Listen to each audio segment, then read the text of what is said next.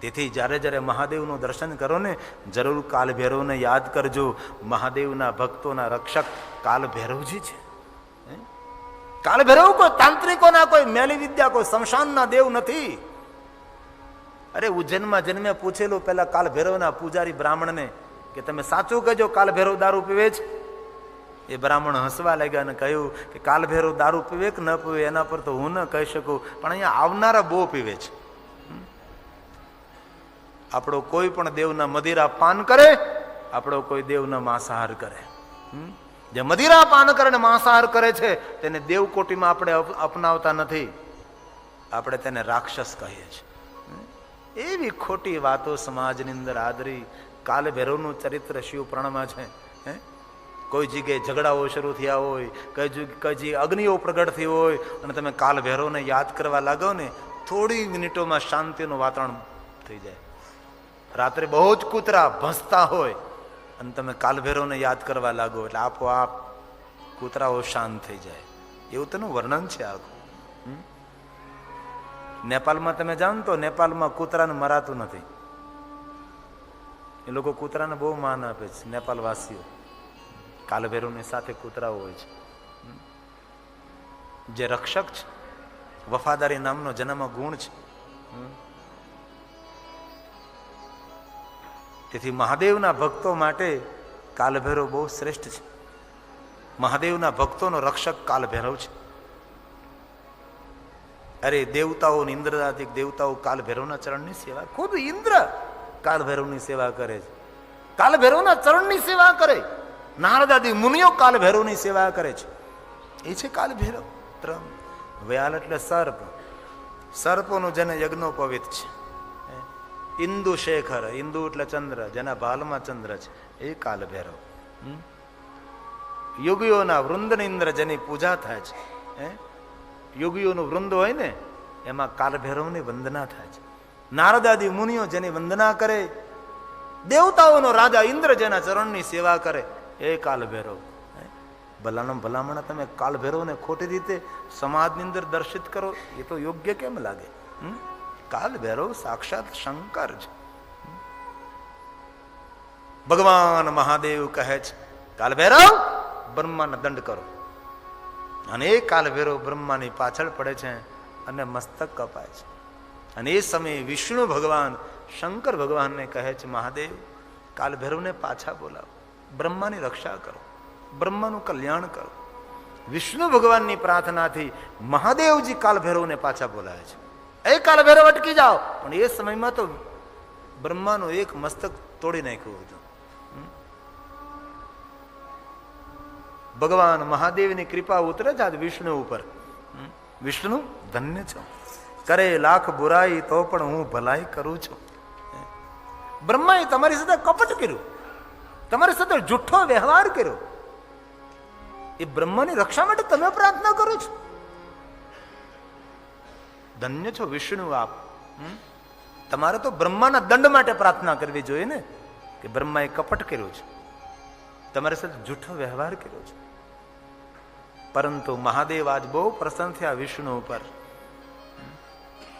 ભગવાન મહાદેવ કહે છે વિષ્ણુ તમે સત્ય બોલ્યા.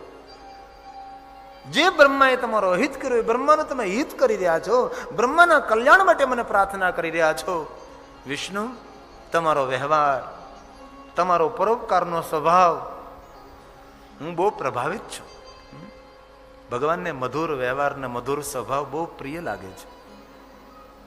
શંકર ભગવાન કહે છે વિષ્ણુ સાંભળો, હું તમને વરદાન આપું. એ વિષ્ણુ તમે સત્ય બોલ્યા ને, અને જે બ્રહ્માએ તમારો હિત કર્યું, બ્રહ્માનું તમે કલ્યાણ કરી રહ્યા છો, તેથી હું તમને વરદાન આપું છું. વિષ્ણુ આજથી જ્યાં જ્યાં મારી પૂજા થશે ને ત્યાં ત્યાં વિષ્ણુ તમારી પણ પૂજા થશે. તમે મારા સમાન રહેશો. વિષ્ણુ ભગવાનને મહાદેવજી સમાનતા આપી છે, ત્યારથી વિષ્ણુ પૂજાનો પ્રારંભ થાય છે. મહાદેવ કહે જ્યાં જ્યાં મારી પૂજા ત્યાં ત્યાં વિષ્ણુ તમારી પૂજા રહેશે. દેવ સભામાં મહાદેવજીએ વિષ્ણુને પોતાની સમાનતા આપી છે. દેવતાઓ જોતા રહી ગયા છે. અને ભગવાન જ્યાં જ્યાં મારી પૂજા થશે ને ત્યાં ત્યાં વિષ્ણુ તમારી પૂજા થશે. આવું શંકર ભગવાન બોલ્યા છે.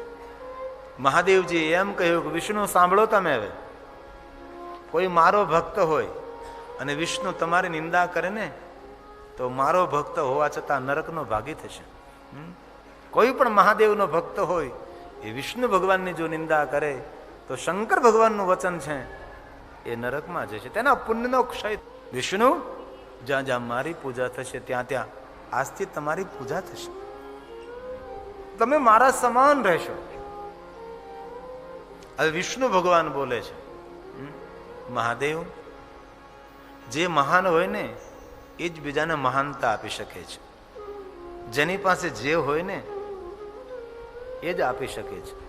પ્રભુ મહાદેવ તમારી મહાનતા છે, પરંતુ મારા શબ્દો સાંભળો તમે. મહાદેવ આપ તો મારા સ્વામી છો. વિષ્ણુ બોલે છે, કેટલું મધુર બોલે વિષ્ણુ. વિષ્ણુ ભગવાન મહાદેવજીને કહે છે, હે મહાદેવ, મમ ભક્તશ્ચ યહ સ્વામી. વિષ્ણુ ભગવાન કહે, મહાદેવ તમે તો મારા સ્વામી છો. અને જ્યાં જ્યાં વિષ્ણુ ભગવાને શિવની પ્રાર્થના કરીને ત્યાં ત્યાં વિષ્ણુ ભગવાને મહાદેવને સ્વામી કહ્યા છે. ભગવાન શ્રી રામજીએ જ્યાં જ્યાં શિવ સ્તુતિ કરી મહાદેવને સ્વામી કહ્યા છે. કૃષ્ણ ભગવાને જ્યાં જ્યાં શિવ સ્તુતિ કરી છે મહાદેવને સ્વામી કહ્યા છે. તો કાન ખોલીને યાદ રાખજો, સ્વામી શબ્દ શિવ સંબંધી છે. સ્વામી શબ્દ મહાદેવ સંબંધી શબ્દ છે. હે ને?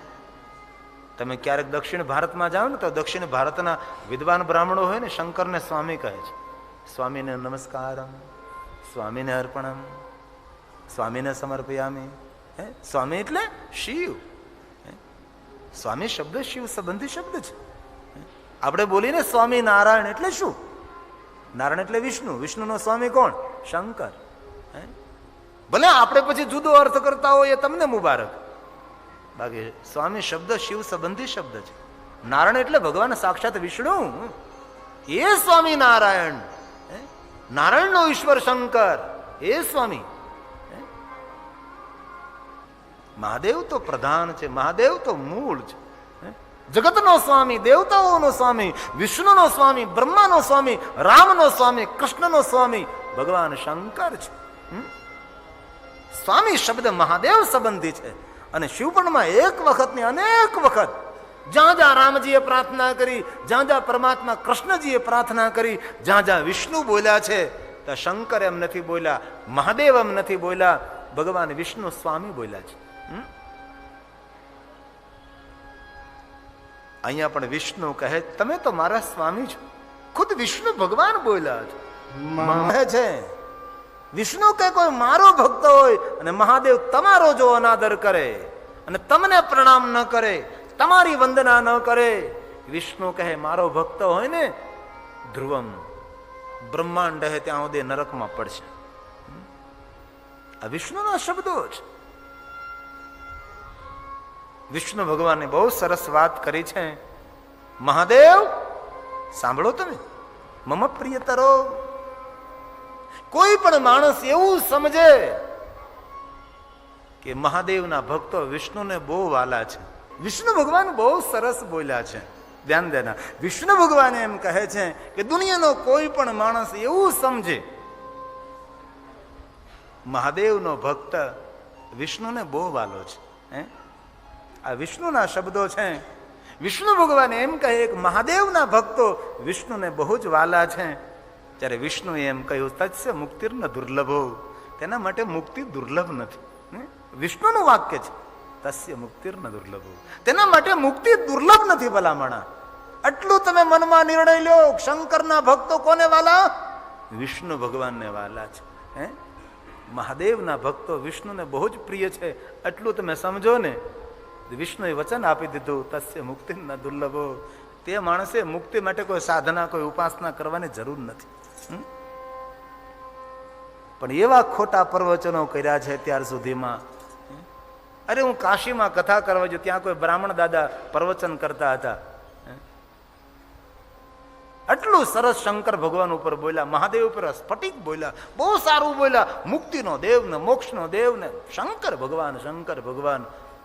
હું ખૂબ રાજી થયો, મહાદેવ પર સારું બોલ્યા, પણ છેલ્લે એવું બોલ્યા કે શંકરની ભક્તિ કરે તેને બધું મળે, પણ શંકરની ભક્તિ કરે તેને લક્ષ્મી ન મળે. મેં કીધું લ્યો મારી નાખ્યા. જે વસ્તુને જરૂર છે એ જ ન મળે તો હું આ બધું કરું? શંકરની ભક્તિ કરે તેને લક્ષ્મી ન મળે. પછી એટલું બોલીને પછી પાછા બેસી ગયા. આગળ કંઈક બોલે તો સારું. પછી મારો વારો પ્રવચન કરવાને આવ્યો તો મેં કહ્યું, આ ત્રિવેદી દાદા બહુ સારું બોલ્યા, શિવજીની ભક્તિ કરવાથી મોક્ષ મળે, મુક્તિ મળે. ત્રિવેદી દાદા બંસરી વગાડે મારે ત્રિવેદી દાદા.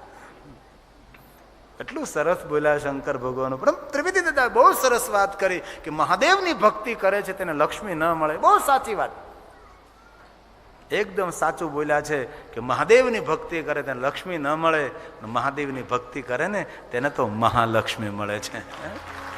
જે આવે છે ને એ જાતિ નથી. जाए ते नात्र संशय, इसमें कोई संशय नहीं. અરે લક્ષ્મીજીએ વરદાન આપેલું છે શંકરને, એ તો આગળ બધી કથાઓ આવે.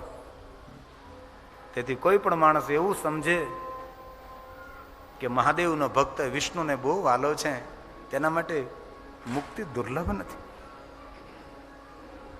ભગવાન મહાદેવ કહે છે, વિષ્ણુ આપ મારા હૃદયમાં નિત્ય નિવાસ કરો.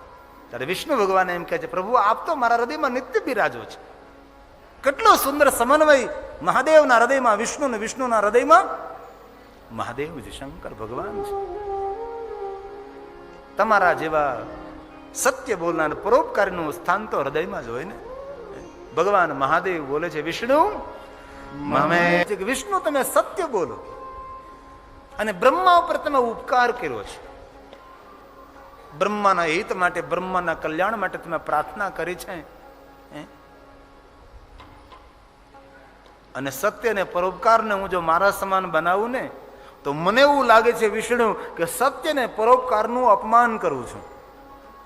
તેથી વિષ્ણુ આપ મને જવાબ આપો, આ જગતનો ઈશ્વર કોણ?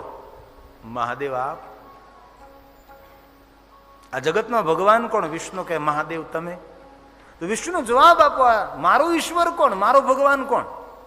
વિષ્ણુ ભગવાન કહે છે, મહાદેવજી તમે જગતના ભગવાન છો, આ જગતમાં તમારો ભગવાન કોઈ નથી. સત્ય વિષ્ણુ? વિષ્ણુ કહે સત્ય. મહાદેવ તમે આ જગતના ભગવાન છો, આ જગતમાં તમારો ભગવાન કોઈ નથી. તો હવે શિવજી કહે છે, વિષ્ણુ સાંભળો, હવે હું આ જગતનો ભગવાન છું, પણ મારો ભગવાન આ જગતમાં કોઈ નથી. પણ તમે સત્ય બોલ્યા છો, પરોપકાર તમે કર્યો છે, તેથી હું તમને વરદાન આપું છું. હું જગતનો ભગવાન છું, પણ વિષ્ણુ આજથી હું તમને મારા ભગવાન તરીકે સ્વીકારું છું. મહાદેવજીએ વિષ્ણુ ભગવાનને પોતાના ભગવાન તરીકે સ્વીકારે છે. અને વિશ્વકર્માજીને બોલાવ્યા છે, અને વિશ્વકર્માજી મહાદેવને કહેવાથી સુંદર ગવલોક નિર્માણ કરે છે. સોના, ચાંદી, હીરા, મોતી, રત્ન જડિત આસન તૈયાર કરે છે. અને દેવતાઓની ઉપસ્થિતિમાં ભગવાન મહાદેવ ખુદ ભગવાન વિષ્ણુને ગૌલોકના સ્વામી બનાવે છે.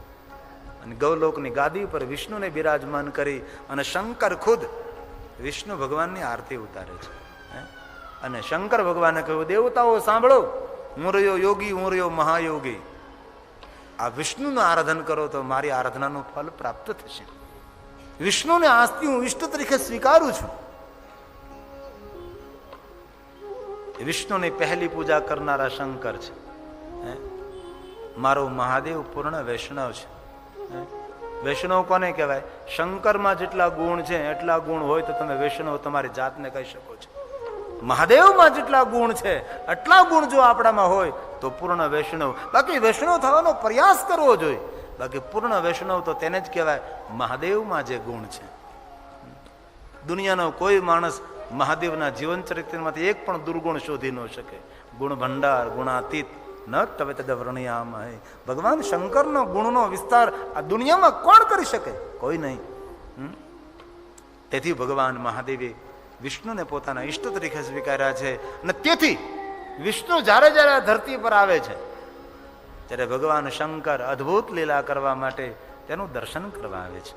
રામ જન્મ સમયે જ્યોતિષી બનીને કાકભૂષણને સાથે લઈ, કૃષ્ણ જન્મ સમયે જોગી બનકર આયા તેરે દ્વાર મૈયા, ભિક્ષાન દેહી ભિક્ષાન દેહી. ક્યારે જ્યોતિષી, ક્યારે જોગી, ક્યારે યોગી, ક્યારે ગોપી, નિરંતર મહાદેવજી આ વિષ્ણુ લીલાનું દર્શન કરે છે.